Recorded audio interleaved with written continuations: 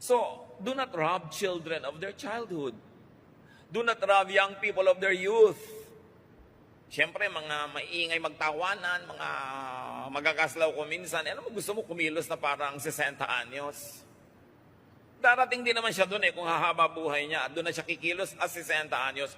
Ngayon, 16 siya, 17, payagan nyo basta hindi masama. Huwag laging pigilan. Minsan ka lang maging bata. At mga kapatid, sandali ka lang maganda.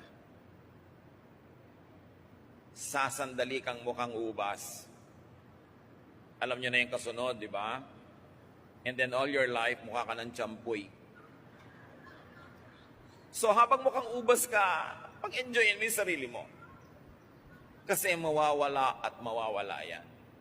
Kaya nga yung mga dating ubas na nagiging tsampoy, tas gagawa ng paraan para magmukhang bata, nagmumukha